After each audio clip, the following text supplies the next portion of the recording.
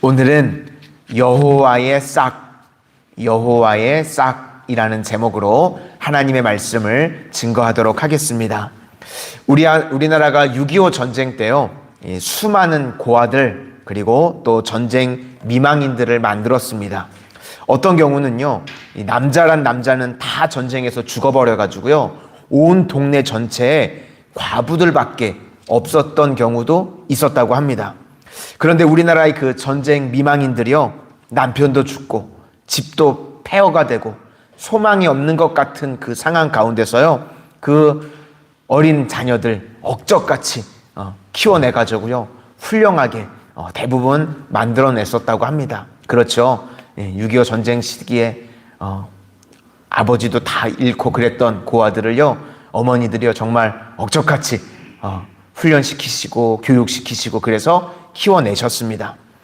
오늘 본문은요, 이제 예루살렘의 멸망에 대해서 말씀하고 있습니다.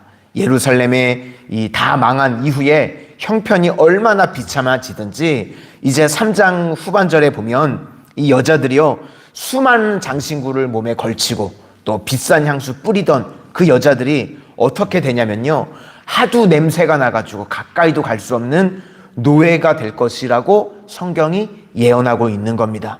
또 남자들이요, 얼마나 많이 죽었는지 7 여자가요, 한 남자 붙들고 남편 노릇을 해달라고 애원을 하게 된다고 말하고 있습니다. 1절을 한번 보시도록 하겠습니다. 1절입니다. 시작. 그날에 7 여자가 한 남자를 붙잡고 말하기를 우리가 우리 떡을 먹으며 우리 옷을 입으리니 다만 당신의 이름으로 우리를 부르게 하여 우리가 수치를 면하게 하라 하리라. 여기서 7 여자가 한 남자를 붙잡고 남편이 되게 해달라고 부탁한다는 것은요, 거의 대부분의 남자들이 전멸하게 된다. 얼마나 끔찍한 일이겠습니까? 그렇죠?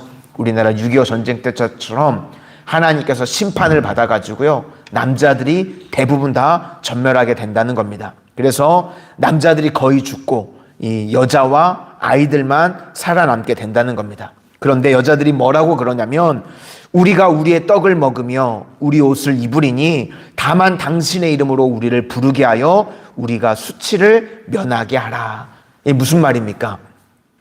전혀 남편 구실을 못 채도 괜찮으니까 명분만이라도 남편이 되게 해달라는 겁니다. 일제 치하에요, 우리나라 처녀들도요, 이 정신대에 끌려가는 일들이 있었죠. 그러다 보니까요, 뭐 요즘처럼 이 남자 저 남자 고를 상황이 되지 못했습니다.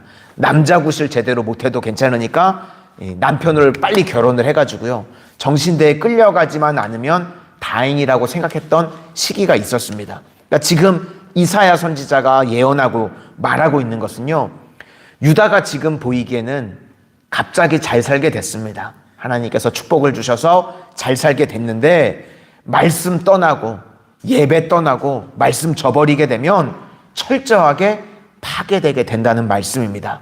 남자란 남자는 다 죽어버리게 되고 다 여자들도 노예로 끌려가게 되는 상황을 맞이하게 된다는 것입니다. 그러니까 하나님의 백성의 사활은요, 얼마나 하나님의 말씀에 순종하느냐, 거기에 달려 있다는 것입니다. 하나님의 백성들이요, 몰락하는 거요, 일순간입니다. 그렇죠? 하나님께서요, 후 하고 부시면 바람에 나는 겨와 같이 다 날아가게 되는 겁니다.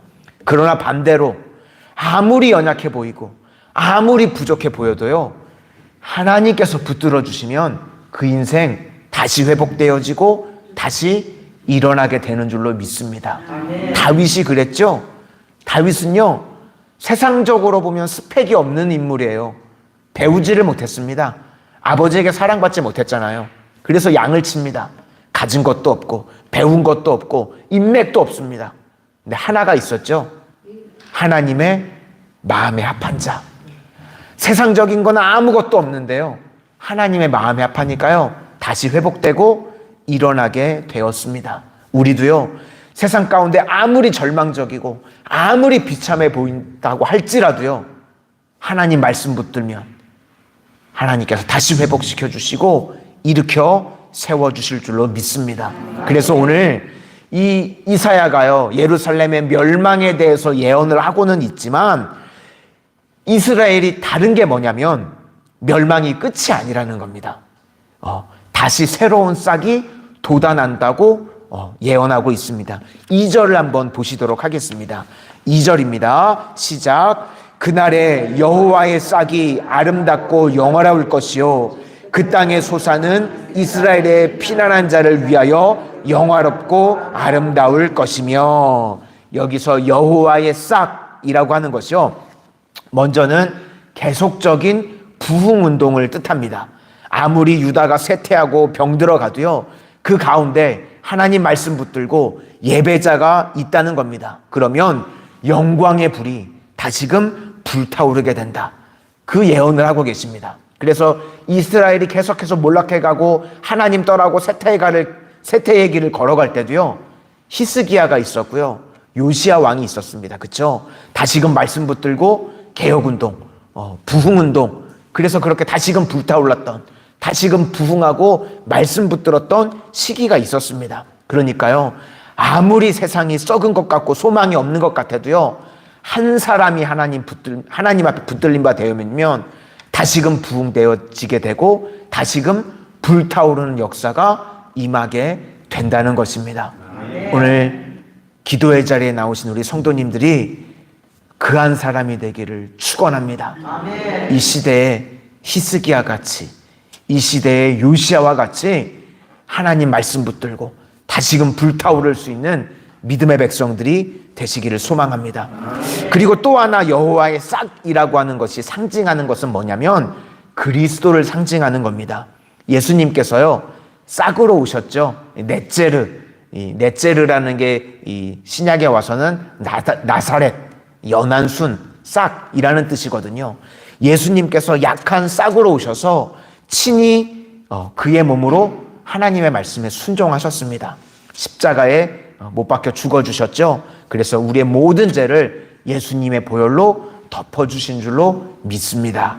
우리 3절도 한번 보시도록 하겠습니다. 3절입니다. 시작. 시온에 남아있는 자, 예루살렘에 머물러 있는 자, 곧 예루살렘 안에 생존한 자 중 기록된 모든 사람은 거룩하다 칭함을 얻으리니. 여기서 남아있는 자는요, 하나님의 백성의 공동체를 말하는 것입니다. 그래서 이 타락한 세상 가운데요, 교회가 세상의 유일한 소망인 줄로 믿습니다. 하나님의 구원의 계획은요, 이 교회를 중심으로, 말씀 공동체를 중심으로 이루어진다는 것입니다. 그래서 우리가요, 목숨 걸고 해야 되는 일이 무엇인가? 교회 공동체를 지키는 일입니다. 세상에 어디 가도 주님의 말씀 증거하는 데는요, 교회밖에 없죠. 교회가 세상의 소망입니다. 세상 가운데 주님의 말씀 증거하고 그 말씀 붙들고 기도하는 우리 성도님들이 세상의 소망인 걸 믿으시기를 바랍니다. 아멘. 그래서 하나님께서 이런 공동체, 이런 믿음의 백성들을요, 특별하게 보호하시고 인도해 주신다는 겁니다. 우리는요, 이 땅 가운데 하나님의 특별한 보호와 인도하심으로 살아가는 믿음의 백성인 걸 믿으시기를 바랍니다. 5절을 한번 보시겠습니다. 5절입니다. 시작. 여호와께서 거하시는 온 시온산과 모든 지폐 위에 낮이면 구름과 연기, 밤이면 화염의 빛을 만드시고 그 모든 영광 위에 덮개를 두시며. 하나님께서 이스라엘 백성들이요, 출애굽해서 탈출할 때요, 구름과 불로 덮으셨답니다. 수십만 명, 수백만 명이 움직이죠. 그러면 어디가 앞이고 어디가 뒤인지 모를 수 있는 상황이 있습니다. 구분하기가 쉽지 않죠. 수많은 사람들이 이동할 때. 그런데 하나님께서 구름 기둥으로 또 불 기둥으로 그들을 인도하시는 방향 지시등과 같은 역할을 해 주셨다는 것입니다. 이 세상에서 우리가 가장 힘든 것 중에 하나가요, 어디로 가야 될지 갈 바를 알지 못하는 겁니다. 그렇죠? 한 번도 살아본 적이 없는 인생이죠. 매일과 같이 새로운 인생의 연속입니다. 그래서 순간순간 어떻게 해야 되는지 선택이 쉽지가 않습니다. 그런데 하나님께서 우리 믿음의 백성들을요, 인도해 주신다는 말씀입니다. 때로는 우리의 갈 길을요, 이해할 수는 없지만 막으실 때가 있습니다. 그렇죠? 내가 가고자 원하는 길이 있는데 하나님께서는 때로는 막으실 때가 있고요. 또 어떨 때는 우리를 기다리게 하실 때도 있습니다. 그렇죠?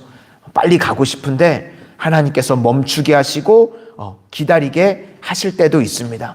그래서 우리는 막힌 길을 가려고 고집을 부릴 때도 있고, 때로는 길이 열려 있는데도 망설여져서 가지 못할 때도 있습니다. 그러나 분명한 것은요, 하나님께서는 우리의 길을 가장 좋은 길로, 가장 완벽한 타이밍에 인도해 가신다는 겁니다. 그래서 어떤 때는 우리가 생각하기에는 방황한 것 같은데 그 길이 가장 빠른 길이라는 것입니다. 하나님께서는요, 절대로 우리에게 불필요한 고통을 주시지 않습니다.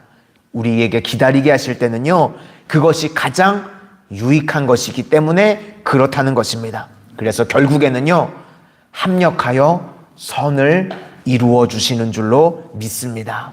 우리 마지막 6절 보시도록 하겠습니다. 6절입니다. 시작. 또 초막이 있어 낮에는 더위를 피하는 그늘을 지으며 또 폭우를 피하여 숨는 곳이 되리라. 하나님께서 이렇게 우리 위에 천막을 쳐서 낮의 더위와 밤의 추위가 우리를 상하지 못하도록 지켜주신다는 말씀입니다. 오늘도 주님만을 의지함으로 주님께서 우리 인생 가운데 때로는 구름기둥으로, 때로는 불기둥으로 인도해 주시는, 세밀하게 인도함을 받는 믿음의 백성들이 다 되시기를 주님의 이름으로 축원을 드립니다. 기도하겠습니다. 사랑의 주님, 오늘 말씀을 통해서 이스라엘 백성들이 걸었던 멸망의 길을 걸어가지 않기를 원합니다. 눈에 보이는 축복이 있을 때에도, 혹은 아무것도 없을 때에도 오직 하나님 말씀 붙들고 기도하며 살아가는 예배자가 되게 하여 주셔서 하나님의 은혜로만 살아가게 하시고 하나님의 복으로만 살아가는 저희들 되게 하여 주시옵소서. 이렇게 하나님 붙들고 살아가는 우리 마산 성은 공동체가 이 땅의 소망인 줄로 믿습니다.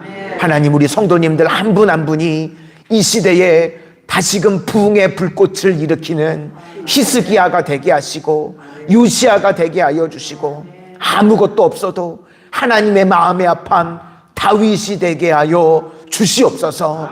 그렇게 하나님 붙들고 살아갈 때에 저희들 인생 가운데 때로는 구름기둥으로, 때로는 불기둥으로 세밀하게 인도하여 주셔서 합력하여 선을 이루는 가장 복된 인생이 되게 하여 주시옵소서. 예수님 이름으로 기도드립니다. 아멘.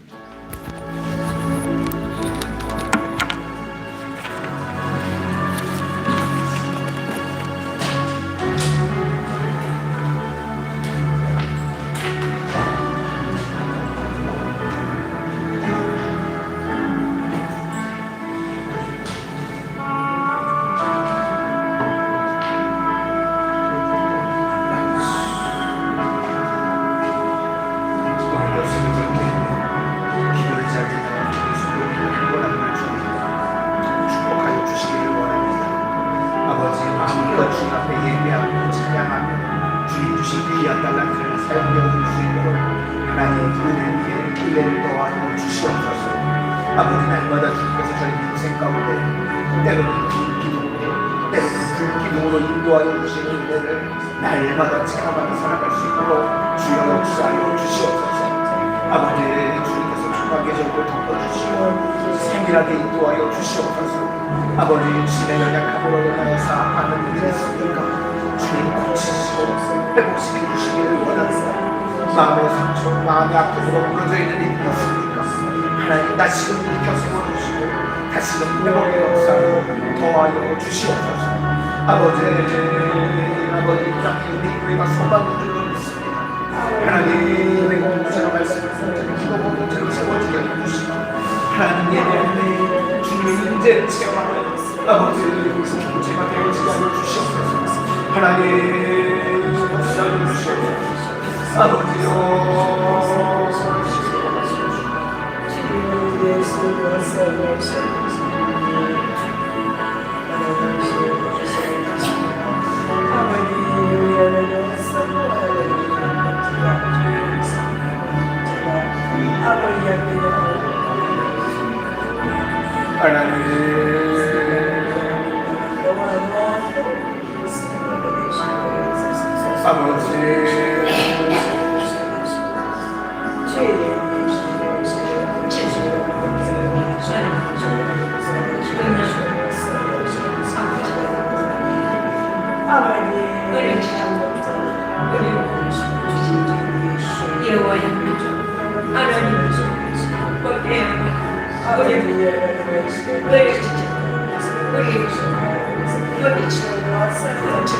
심한 인간 아버지